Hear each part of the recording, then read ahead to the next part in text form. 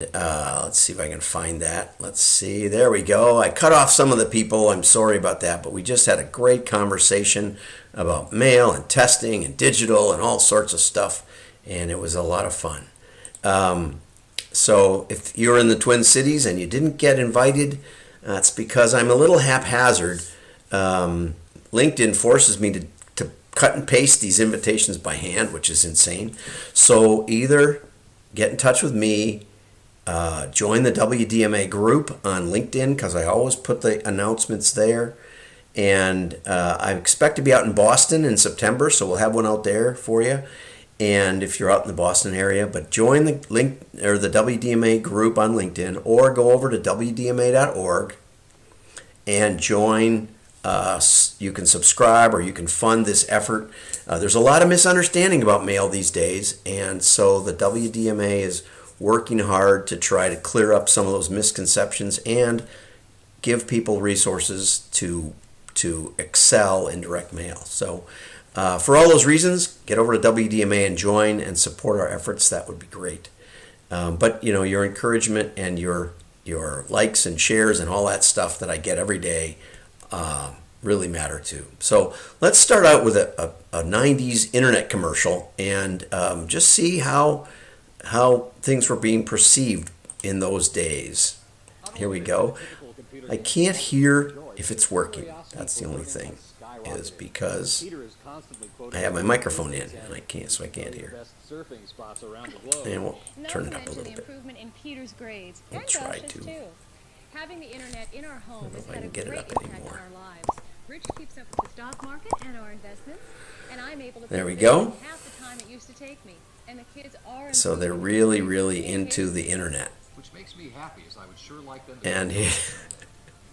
And this gives you an idea of what the commercials were like in the 90s, telling us how great the internet was going to be and how you could find all the best surfing sites in the world.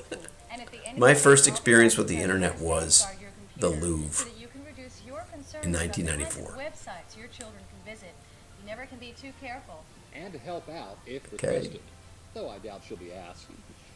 So let's get underway. There you go. Okay, so anyway, the friends arrive. Okay, enough of that. I thought you'd enjoy that. I always think we'll give you something that you haven't seen before. So now let's get over to the news.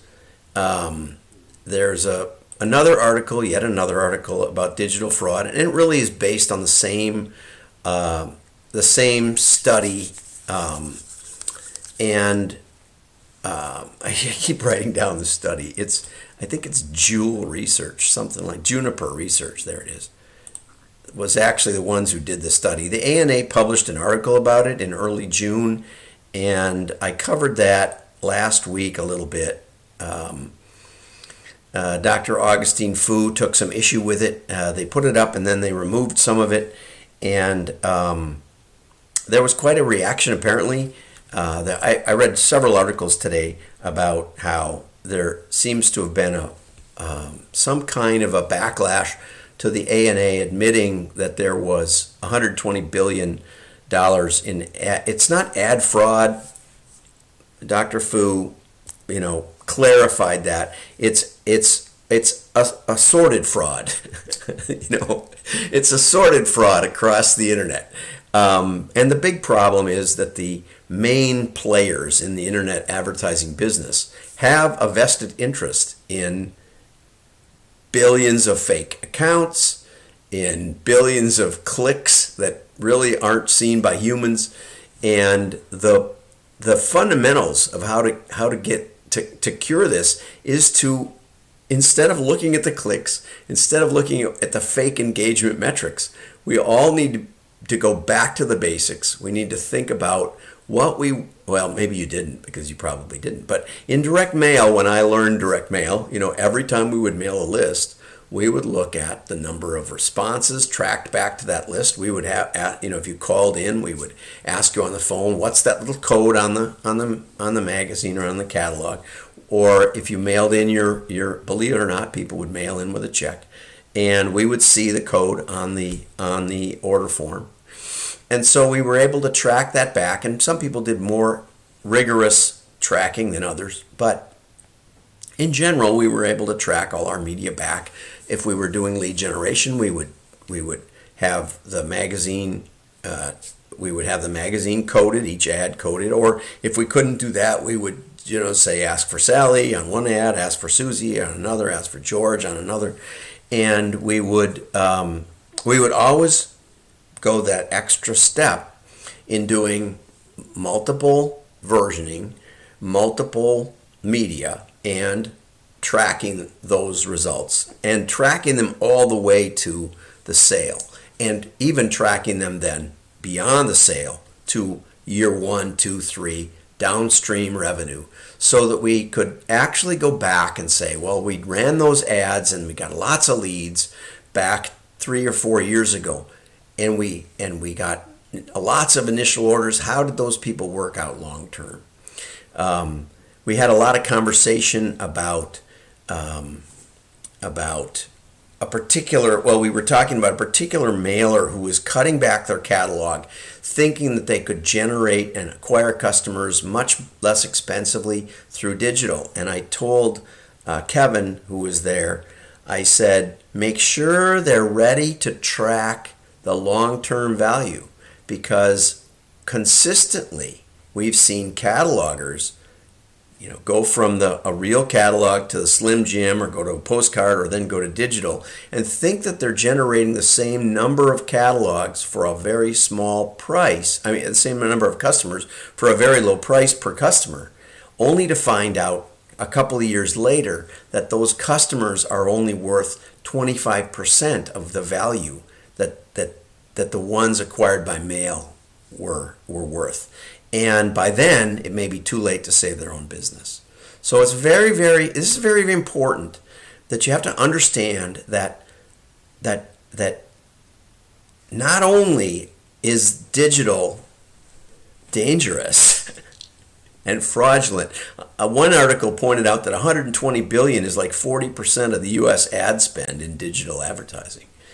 So it's highly likely that you're wasting your money. The question is, how do you tell? And the answer is the rigor with which you track all the way to the bank.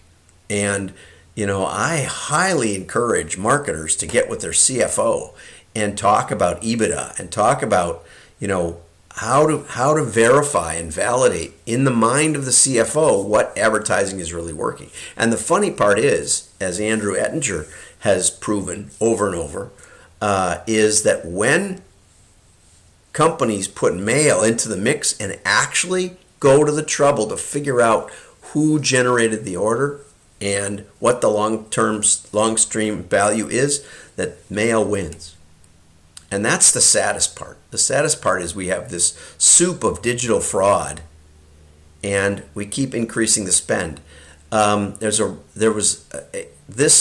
article was based on, and so let's go on to the next one. Yahoo had a great article just today, I think. Stephanie Floyd is a contact for this the company that sponsored the study. I never saw the study come out back in April when it did, and I didn't talk about it. But anyway, PFL funded a study of people who used mail in B2B. And it's a fantastic study. And some of the conclusions were 76% agreed that engagement with digital tactics is dropping. Okay, so they're not getting the value, whatever they're testing, out of the digital. 78% respondents reported that analog touch points such as mail have seen a performance boost. Okay, so that's the context. It's the next step of what you can do if you're in this morass of fraud. And, I wanted to point out, back to the fraud article, I wanted to point out that Bob and Yosh connected with me. We didn't have a conversation, but Bob, we did exchange messages, and he did look over what I had said. I said, tell me if it's fair. Tell me if I've been fair about what happened with the ANA and with this fraud report. And He seemed okay with it, and I was open to any more information that I could get from ANA. Dr. Fu and I have exchanged messages over the past few months, but he did not react to or did not write me about last Friday's video. But oftentimes I do get reaction from him. So we are starting the engagement, and that is basically the point of this article, is that we need, as an industry, to start pulling the covers off and talking about it and having conversation. Okay, so anyway, the digital fatigue article, 81% of respondents said they focused more heavily on digital because they see digital tactics as more measurable and optimizable than physical, which I thought was really funny. Last night we had this conversation, and I mentioned this on my show. I think it was Wednesday, and the author and I exchanged messages, and he said, I'm not sure. He said, I think I take issue with the idea that mail is more measurable.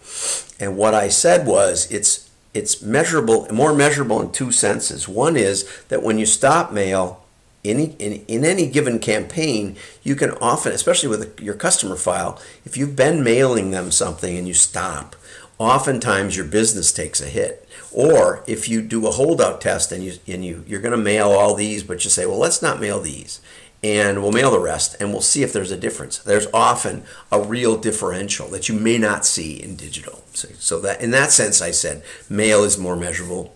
He said, yes, that's a good point. And then I said, the other thing that is so interesting is because we have the physicality, we know who got mailed, we know it got delivered, we know it got delivered to a decision maker inside the household.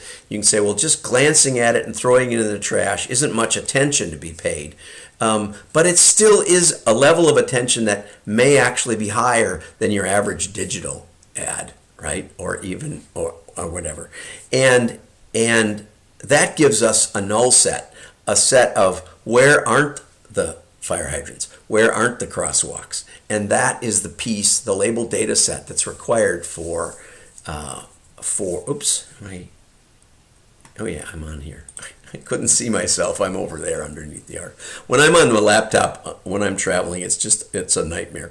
But anyway, and so mail gives you two ways that it's more trackable. Now, it's slower, it has a lot of other, it's costly, has a lot of other drawbacks. I'm not trying to say, it isn't without pain, but what I would say is that if you really want to know something for sure, or if you really want to do machine learning, that mail gives you the labeled data set that's baked into it, and it really isn't in any other medium that I have seen. So anyway, the Forrester report, I'll put in the show notes up on WDMA.org after the show. Really excellent. Has some really good information. Digital fatigue drives mailers to increase spend on direct mail. That's one thing they found. Now, this is with people, I went and looked at the study components. This was people that were already doing some mail. So it wasn't pure.com plays and then moving them over. That was not happening. So, so it's not, so you could say there's a bit of bias built in. Anyway, and there's just a whole lot of great study. One of the things that was clear was that marketers struggle to personalize direct mail. And a lot of that's because, direct mail segmentation, which most of the time what we mean by personalization is we say a little different message to one market versus another. But if you can't tell who's who because your data isn't good enough or your analytics aren't good enough, then personalization isn't possible. And so, always happy to discuss that with you if you want to give me a call. And if you're a member of the WDMA, I'm even more happy to talk about anything you want, whenever you want. But anyway, so my own optimism about this is that the fraud is becoming more recognized, right? We know there's a problem. The 120 billion, like I said, is 40% of the U.S. ad spend or something. It's not all. It's not all ads. It's not all. Some of it was app downloads. Some of it was fake users. There was a breakdown. We covered that on Friday, and but the big problem is that the peddlers of influence actually benefit from the fraud. And so, as an advertising community, we need to put pressure on that, and we need to and we need to give our own, for our own protection, we need to have valid testing. So anyway, like and share. Shares are the best, especially on LinkedIn. And have a great day. And thank you for the encouragement that you give me regularly. Bye-bye.